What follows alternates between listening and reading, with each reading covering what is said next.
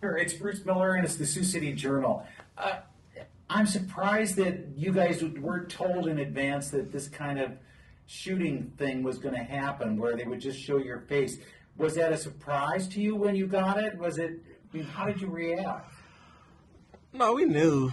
They just didn't tell us much. Like it's written in the script, but yeah, there was never really any conversations about it until we got there, and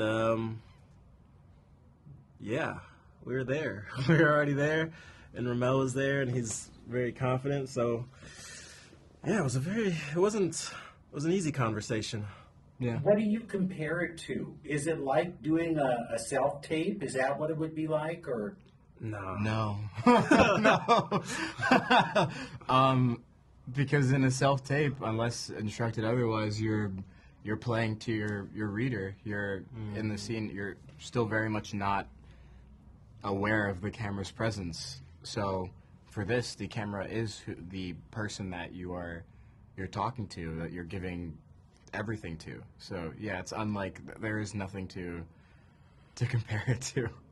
Well, I bet it was a good acting lesson. It was a good way to learn another skill.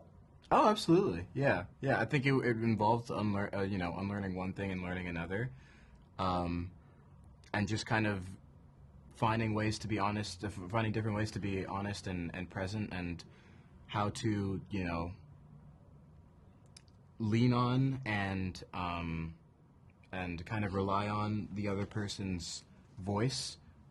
And you know that they're present, you know that they're there. You just can't really physically interact with them. So, taking what you're hearing and really listening, leaning on the work. Whoa. Sure. How have you had a friendship like this, like the two in the film? Have you had somebody that you would trust like they did? Yeah. Funny. and that includes him in real life, and that includes Ramel in real life, and Fred, and Fred, and Fred Heckinger, plays Harper. So you could relate, but had you heard this story before you got into the film and the book before this? No. That was when we received the audition is when all of that material came in. So what lesson do you think we can learn from the film?